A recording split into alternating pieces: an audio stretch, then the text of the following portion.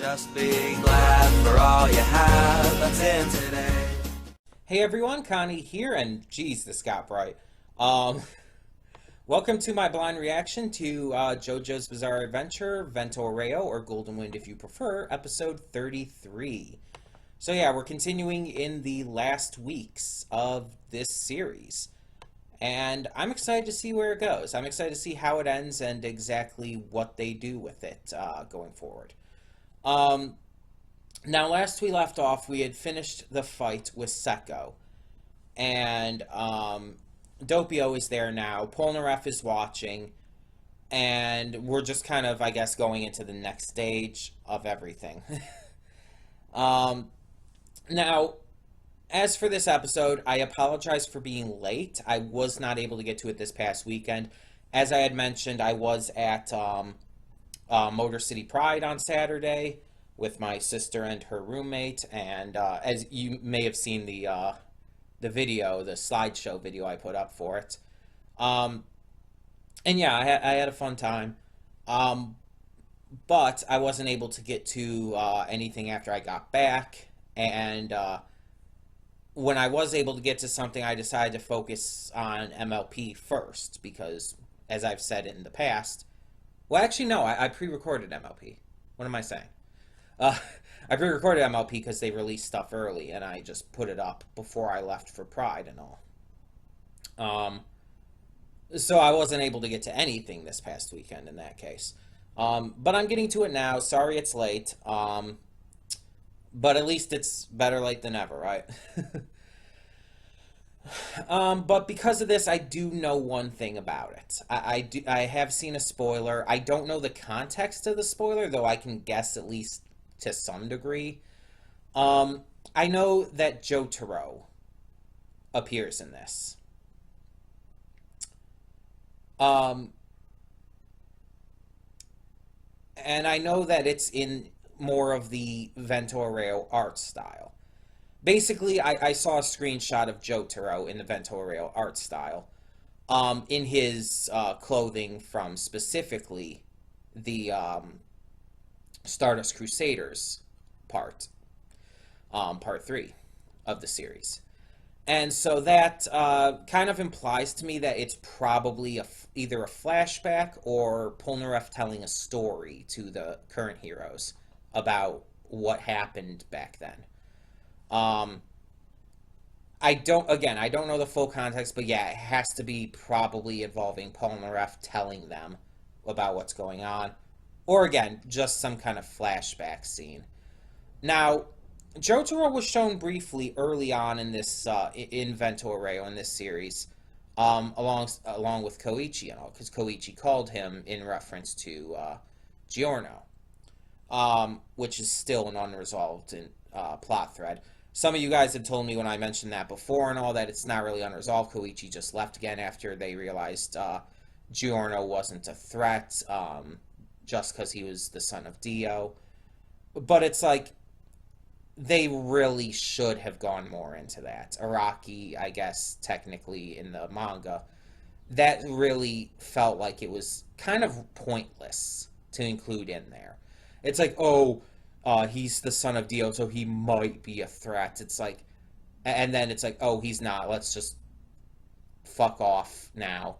And it's just like, it felt like the biggest unnecessary plot element. They really didn't need to do that unless they were going to continue it. And so it's just like, I think Jotaro had more of like the look we kind of expect for him, though in those early episodes.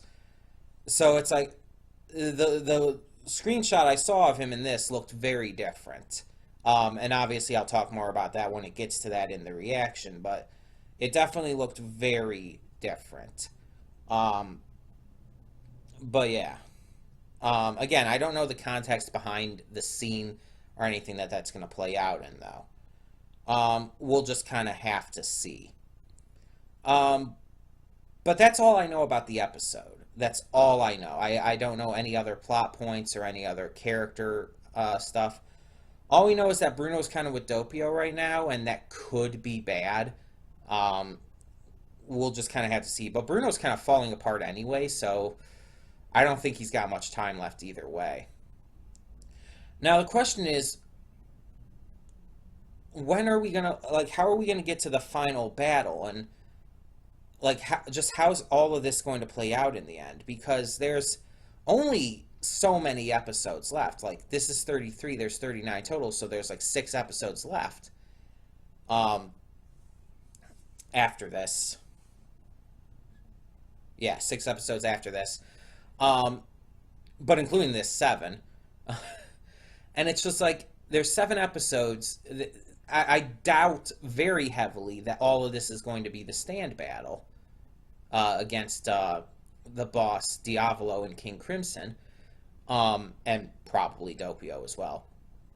So, what else is there going to be? I mean, there's probably there is gonna be some stuff with Polnareff, obviously, and I still have my theory about the stand arrow and everything. But still, it's like still it seems like a lot of episodes to try and go over all of this. I don't know. I don't know. I guess we're gonna kind of have to find out. We're gonna kind of have to see. I am very excited to find out though. Um, Toonami just this past weekend finished its run of Diamond is Unbreakable. Um, and it's just as amazing as I remember it being with the finale. Diamond is Unbreakable is still my favorite part of JoJo, but I definitely think that Vento Aureo is my number 2 for sure. Um, although, although I will say the main JoJo of Vento Aureo, Giorno, is not as good of a character as any other JoJo. I'm sorry, he's not. And he's not as relevant in the series. Let's be honest. Part 1. Jonathan was the focus of pretty much every single point of the series. Of that part. Part 2, Joseph. There were a couple scenes and stuff without Joseph, but it was still heavily reliant on him as the main character and focused heavier on him than anything else. Um, Part 3, Stardust Crusaders. While this one introduced more of like a equal footing with the Joe Bros, as you could call the team, Team JoJo or whatever you want to. A lot of people I've seen call them the Joe Bros, even female members of the team and whatnot.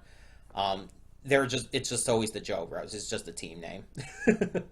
Either way, it kind of introduced the concept of having like this like strict team, like an actual team rather than just a group of allies together.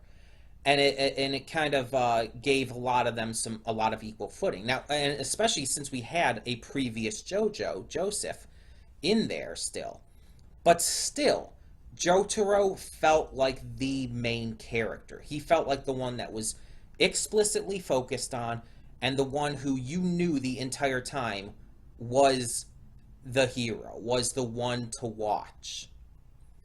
Part 4 did the same kind of thing as Part 3. It definitely had a good, vast array of characters. And even in the later episodes where Hayato was focused on a lot, you still knew that Josuke was the main JoJo. Jotaro was still there. Joseph was there. We had 2 previous JoJos. But Josuke was still the main JoJo, and he still had very heavy focus, very heavy character moments, and always felt like the main character. It always felt like he was the main hero. Vento Aureo doesn't feel like that. Giorno feels like a side character. Bruno feels like the main character. Bruno feels like the main JoJo. And I don't know if that was done on purpose or not, but Giorno, to put it in a kind of perspective, Giorno's the Speedwagon, the Okuyazu, that kind of character, like a secondary, or no, more like Koichi than Okuyasu, actually, more like Koichi. He's a secondary protagonist, but he's not the main protagonist. He's not. He doesn't feel like it. It just feels like Giorno's just kind of there most of the time. He has a couple moments here and there of like JoJo. He has, let's put it this way, he has a couple big JoJo moments, to put it simply. um, but he never really feels like the main JoJo. He did at the very beginning, like the very beginning of the series. But then after that, he kind of started fading in the background while all of the other team, except maybe Fugo, who again just kind of disappeared from the story. All of the other team overtook him. They overshadowed him excessively, especially Bruno. And I guess you could say except for Trish as well. But Mista, Narancia, even Abakio to a point, much lesser of a point though, kind of overshadowed him. Abakio actually I would probably say is more in the same wheelhouse as him. Basically, Giorno was brought down to Abakio's level. But Bruno, Narancia, and Mista definitely overshadow him. And definitely feel more like they could be a main character. Especially Bruno and Mista. Bruno and Mista. And out of those two, mostly Bruno. Bruno just feels... It just feels like this story is about Bruno. It just feels like everything has been building Bruno up to be the main hero, to be the one to finish off the boss, Diavolo. And it just, I don't know, it doesn't feel like Giorno's that interesting either. Again, he was at the beginning of the series, but then he just kind of became overshadowed by everyone else. And I think that's why this season, this part could never overtake Diamond is Unbreakable for me. And I really hope that's something that is fixed with the future parts. The next one, I already know who the main JoJo for the next part is, and I'm really looking forward to it. And I really hope that that Araki had done more with the main JoJo as a main JoJo. But that is my biggest complaint about Vento Aureo. If I had to give any one specific thing, that would definitely be my biggest complaint. That Giorno does not feel like the main character. He feels like a major side character, major supporting character, but he doesn't feel like the main character, the main JoJo. Basically, I guess another comparison you could make is he's basically like Joseph was in Stardust Crusaders. Not the main JoJo, but a kind of side JoJo. Someone who's there to help the main JoJo on their journey.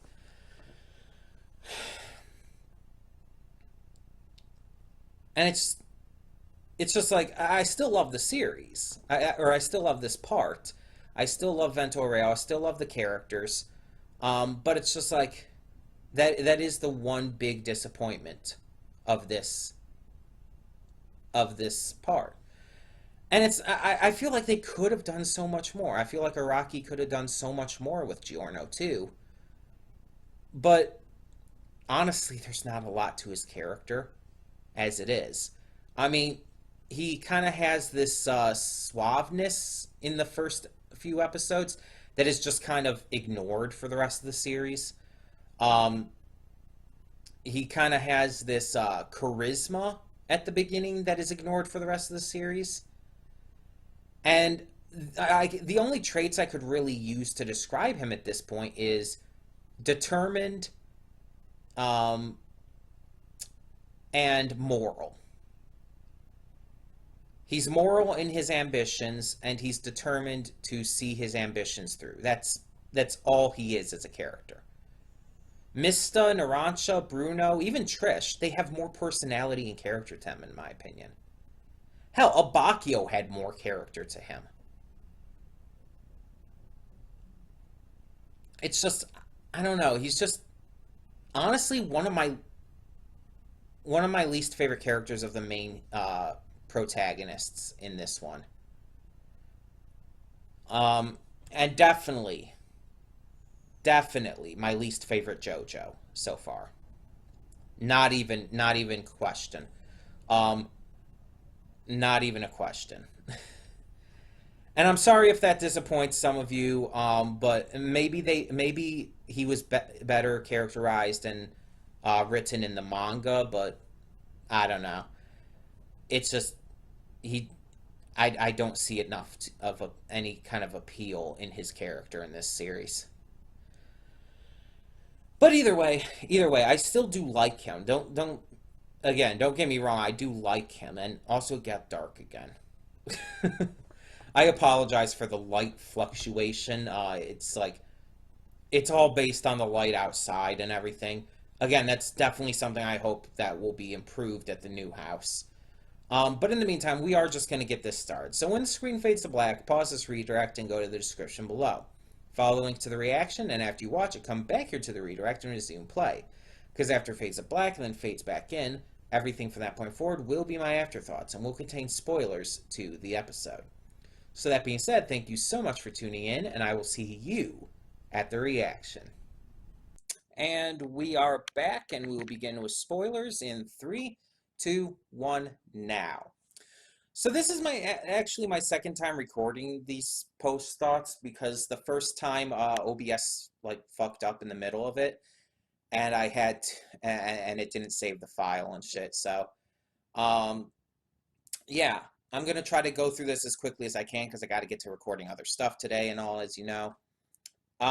So this was an interesting episode. It was really good. I really liked everything that happened.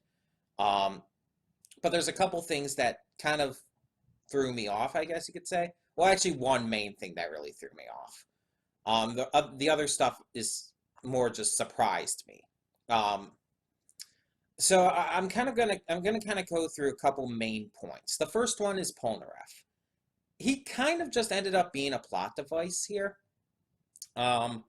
Like seriously, it seems his only purpose in being brought back into the series was to die and to introduce the entire concept of, well, to reintroduce the concept of the arrow piercing a second time and giving the upgraded powers since Kira.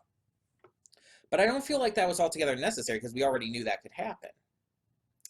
And I mean, don't get me completely wrong. I don't like dislike that he returned, and it gave some great world building as well, including how the stand arrows came into Enyaba's position, and eventually Keicho Nichimura and the Kira family and all of that. So there was a lot of world building and explanation that this helped create through the backstory we saw in this episode, but I just feel like he didn't really get to do anything, you know? The second point I want to bring into play is the stand arrow itself. So I knew the stand arrow was going to have importance due to it being in the opening and being so prominently featured, and one of my main theories was proven correct, the one regarding the stand arrow piercing again to create to awaken a second power in the stand. That has definitely been proven correct, and it seems like Silver Chariot can now persist after can now persist after its owner's death because Polnareff is apparently just dead. So Silver Chariot is still there and has apparently gained that ability and possibly other ones as well. Though now that I think about it, actually it was kind of a little different. Because in part 4, in Diamond is Unbreakable with Yoshikage Kira, he was the one who was stabbed by the stand arrow. If you remember, it was after he killed Hayato, kind of in a moment of rage and everything. And he was freaking out because he knew it was a mistake and it would ruin his peaceful life. And that's when the stand arrow just kind of took a mind of its own and pierced his wrist and went up into his arm. Um, and that unlocked his Bites the Dust ability in Killer Queen. Um, this time, though, the stand arrow, if I saw that right, pierced just straight into Silver Chariot itself, kind of like into the neck, into the helmet area. And Silver Chariot was melting and shit, and it's like it was kind of like in mid-transformation almost. So it's super clear that that figure we saw at the end was Silver Chariot. So yeah, what is its new abilities? And it is the fact that it was pierced directly rather than having Polnareff pierced again. Is that going to affect things? Maybe that's how it can persist after death. It's an interesting thing to think about, at least. The next thing I want to talk about is Diavolo, though. So we finally get to see Diavolo, like, just completely. And if you remember my LTU Expo music video, my cosplay music video for that, that I posted back in April, and you can look it up again, it's on the channel still. If you remember that, I saw two JoJo cosplayers in there that I didn't know who they were, but it was obvious they were from JoJo. Well, now I know. Now I know that it's Diavolo. I mean, I kind of had an inkling that it might be, but I wasn't sure, and I didn't really have any evidence. The only thing I was really latching onto was the hair color, but that doesn't necessarily mean anything. But it was right. So yeah, back in that cosplay music video, I saw two JoJo cosplayers, and I knew who they were. I remembered back to I knew instantly who they were when I saw Diavolo in this episode when it revealed him, because I really like how they did it. By the way, I like how Doppio is talking. He goes behind the pillar, and then all of a sudden out comes Diavolo from the other side. He takes off his shirt. He has that mesh underneath. Right when it showed the mesh, I knew exactly who it was. I remember the cosplayers and all. So the only question is, I understand how his hair is long and everything because it was tied back as Doppio. How does it have the black spots in it? Doppio didn't have that. Where did those come from? Like the lipstick I can kind of understand because he can kind of erase time, so maybe he used that ability to put on lipstick at some point. I don't know. It's not a big deal, but I'm just wondering like where the black spots in his hair came from. As for his design and what I think of it, I'm fine with it. It's very flamboyant, but it's JoJo's Bizarre Adventure. I kind of expect that at this point. Definitely more unique than Dio or well, it's kind of more on the Pillarmen's level in terms of flamboyancy, but definitely more unique than Dio or Kira in terms of our main villains. His personality, I mean, it's still the same. I like the way he holds himself. It's definitely a lot different than Doppio. Doppio, a lot of times you'll see him, he almost looks like he's slouched over. He doesn't really hold himself in any like confident way. But like Diavolo, even when he's like crouching down there on the wall after Polnareff sliced open his arm with Silver Chariot, he just has this presence to him. Just the way he carries himself, the way he stands, the way his shoulders are, even, which definitely works. It definitely makes him appear more intimidating and impressive than Doppio did.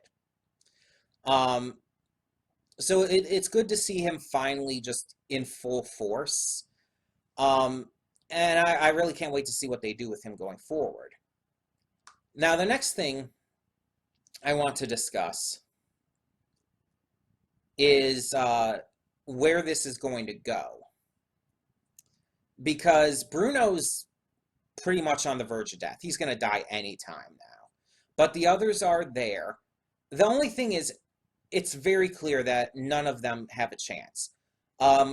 Diavolo even acknowledged that Polnareff's Silver Chariot hadn't lost any of its power, despite Polnareff being in a wheelchair and having lost his legs and having one of his eyes sliced open and shit back in the past.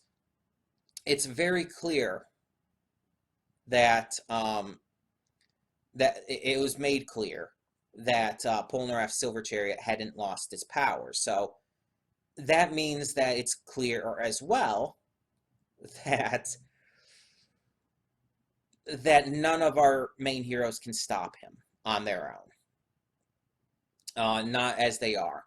Now, it's also stupidly obvious that Gold Experience is also going to get pierced with the Stand Arrow, and get an upgraded ability and whatnot. Now, we do have Silver Chariot persisting after Polnareff's death, so that's going to come into play as well. And probably all of that combined is what's going to end up stopping Diavolo somehow. Because let's be honest, Diavolo is super broken. Well, technically, King Crimson is. But yeah, it's interesting to think about, because there's 6 more episodes now. What the fuck are they going to do in 6 episodes? That seems like a lot of time left, because it almost seems like there should be maybe 3 more episodes for this final battle. But 6? Unless they're going to defeat Diavolo and then there's going to be something happening after. I have no clue what's going to happen here. How they're going to spread this through 6 episodes. Because it does kind of seem like it's going to be the final battle. That's what it's going to be going into. I mean, we finally see Diavolo in all his glory, so yeah. Now, they're definitely setting up for a lot here. But it's just not clear what. I would have to say that I expect that it's obviously going to come down between Giorno and Diavolo, but I don't know how much of a fight the others are going to put up. We haven't seen Trish use Spice Girl that much. In fact, really, the only time we've seen it was during the Notorious B.I.G. episodes. So it's almost kind of disappointing that we didn't get to see more of that. So I hope she at least has something to do in this final 6 episodes, these final 6 episodes. I hope she at least gets to act. But the last thing I do want to mention real quick is the flashback stuff. So yeah, as I mentioned, we got the world building and stuff, how Diavolo was the one to discover the stand arrows in the first place, how he sold a bunch of them to Inaba, and that eventually, again, made its way to Keicho and the Kira family and all of that jazz. But he found them and everything, and so he was the one who initially discovered all that. And he created Passion and everything, and that's when he had his fight with Polnareff, which was extremely one-sided. Now, as I had mentioned, yeah, it was, I had seen Jotaro, an image of him before on Twitter and all. And he does look more like a 17-year-old kid back at that time. Because the events of those flashbacks happened like shortly after the events of Stardust Crusaders, we're led to believe. So Jotaro would still be like maybe 18 or 19. But likely still like right in that range.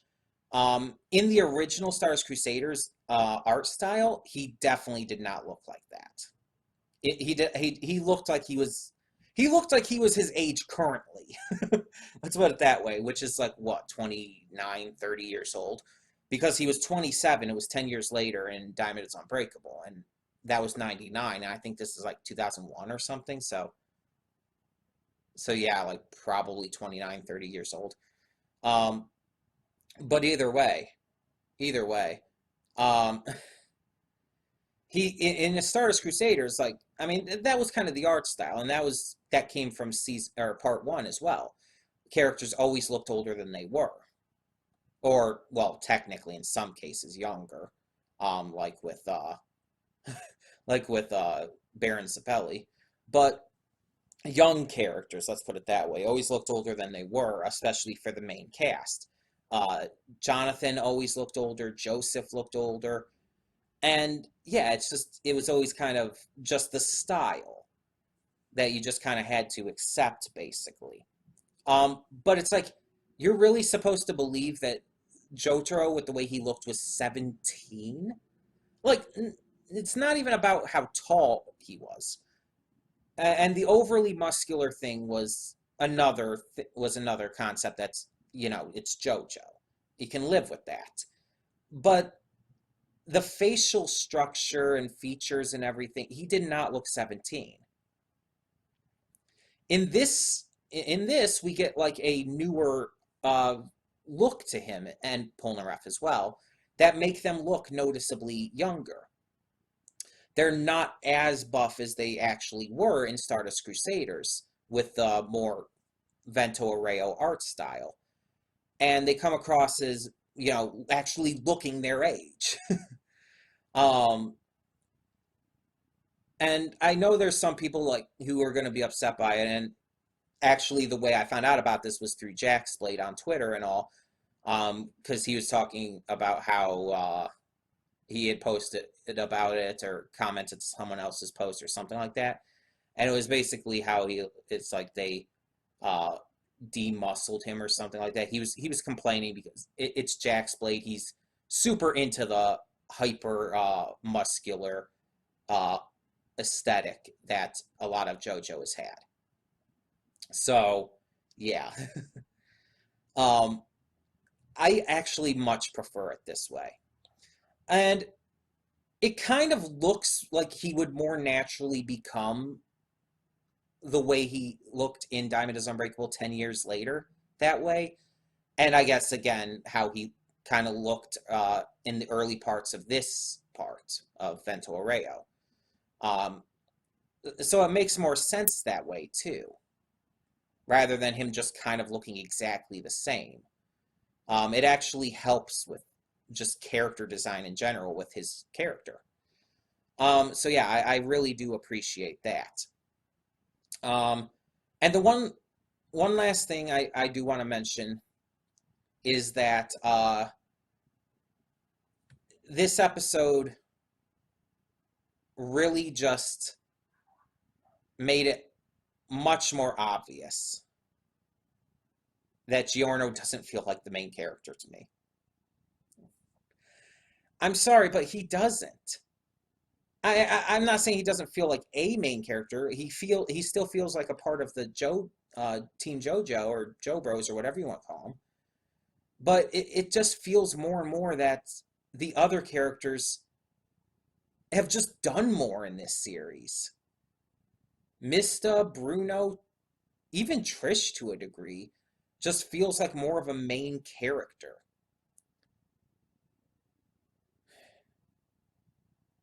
Giorno just, after the first couple episodes, just has kind of faded into the background, and it's sad. I think I mentioned this in my pre-thoughts, so I'm not going to go too deep into it again here, but I hope it was in my pre-thoughts and not the first try at recording this.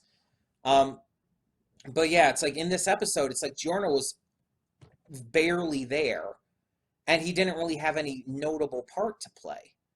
Yet Bruno had a very huge role in this episode, even though he's dying and is losing his senses and shit. Well, pretty much lost his senses at this point. And it's just like, he feels more like a main character. I care more about him at this point. Honestly. But we know in the end it's going to come down to Giorno versus Diavolo. His name was escaping me for a second. It's going to come down between them, and even though I really don't think Giorno has a reason to fight him as much. I don't really think there's as much there. I feel it would be so much more effective for Bruno to be the one to take him out at this point. I just feel like it matters more to Bruno. I don't feel like it's as big a deal to Giorno as a character. But maybe that's just me. And I'm not saying I don't like Giorno. I'm just saying he doesn't feel like a main JoJo. But yeah, I overall enjoyed this episode. I felt like it was really fun, really good. And I just really love Diavolo at this moment as a villain. And it's continuing to show me that Dio, while a great villain, was not necessarily the like phenomenal enemy of this series. I mean, Kira's always going to be my favorite, I'm sure, unless somehow one of the villains in the future parts are just that much better. But it's like, already I feel like Diavolo has just surpassed even Dio. Dio is great as a villain, but he's honestly, even though I do enjoy that aspect of him, he is super, super cliche in a lot of what he says and does, and even the way he's defeated is kind of cliche, honestly. Just underestimating Jotaro. Which is kind of ironic because he's actually someone who had shown in the past that he acknowledged when he underestimated people and worked to make that right. But yeah. Not going to get into an entire character analysis of Dio here. I still love Dio as well, but yeah. It just goes to show more and more how I just like all of these other villains more. The only exception might be the Pillar Men, who, again, while I think Dio was more theatrical and fun. Cars was technically the main villain of Part 2, and he just wasn't as fun, even in his ultimate being form. But yeah, Kira and now Diavolo, they just have a better presence, in my opinion. And especially Kira, who is like just the antithesis of everything that Dio was. He is just like completely different in pretty much every way, and I love that. But either way, so yeah. Tell me in the comments below what you thought of this episode of JoJo's Bizarre Adventure, Vento Aureo. I didn't actually make it as short as I wanted to. I wanted to kind of get through this quickly, but I ended up talking a lot anyway. But tell me your thoughts down in the comments below, and thank you so much for tuning in. For now, I'm Connie, and I'm signing off. See y'all next time. And though you've come through many obstacles,